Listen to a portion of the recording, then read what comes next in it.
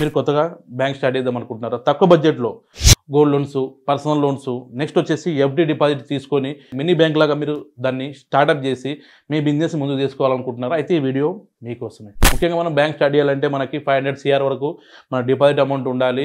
Next వచ్చేసి financial sector bank వచ్చేసి మనకి 200 CR వరకు ఉండాలి. నెక్స్ట్ వచ్చేసి పేమెంట్ బ్యాంక్ వచ్చేసి 100 CR వరకు మన డిపాజిట్ అమౌంట్ మనకు ఆర్బీఐకి చూపించాల్సి ఉంటుంది. సో పర్టికులర్గా మన ప్రైవేట్ లిమిటెడ్ రిజిస్ట్రేషన్ చేసిన తర్వాత ఆఫ్టర్ 2 years నోటీస్ పెట్టిన తర్వాత మనకు కొన్ని పర్టికులర్ స్టేజ్ ద్వారా మనకు రిజిస్టర్ కావడం జరుగుతుంది. మరియు ఎన్బిఎఫ్స్ గురించి చెప్పుకుంటూ పోతుంటే 10 CR క్యాపిటల్ కంపల్సరీ అమౌంట్ మనకు ఉండాలి. సో ఆ క్యాపిటల్ అమౌంట్ దాన్ని యాడ్ చేసి మనం ప్రైవేట్ లిమిటెడ్ రిజిస్ట్రేషన్ చేయాలి. సో ఇది కూడా మనకి 2 years మనం వెయిట్ చేయాల్సి ఉంటుంది. సో పర్టికులర్ స్టేజ్ తర్వాత మనకి ఆర్బీఐ నుంచి అప్రూవల్ కావడం జరుగుతుంది. సో ఇట్లా టైం టేకింగ్ ప్రాసెస్ ఉంటుంది. సో ఇలా కాకుండా మనం తక్కువ బడ్జెట్లో డైలీ ఫైనాన్స్ కానీ, మైక్రో ఫైనాన్స్ కానీ, మరియు గోల్డ్ లోన్స్ కానీ, పర్సనల్ లోన్స్ కానీ, నెక్స్ట్ వచ్చేసి మనం ఫిక్స్డ్ డిపాజిట్స్ కూడా ఇట్లా సేవింగ్ అకౌంట్ కూడా ఇచ్చేసి సో మినీ బ్యాంక్ మనం ఫామ్ చేసుకోవాలనుకుంటే దానికి సంబంధించిన రిజిస్ట్రేషన్ మనం చేయడం జరుగుతుంది. మన లైసెన్స్ రాష్ట్రం నుంచి ఆల్ ఓవర్ ఇండియా ఈ రిజిస్ట్రేషన్ చేయడం జరుగుతుంది. మీకు ఎక్స్ప్లెయిన్ చేసిన మినీ బ్యాంక్ రిజిస్ట్రేషన్ మీకు రిక్వైర్మెంట్ ఇచ్చిన కాల్ చేయండి. మ్యాచ్ ద్వారా పూర్తి ద్వారా తెలుసుకోండి. Thank you.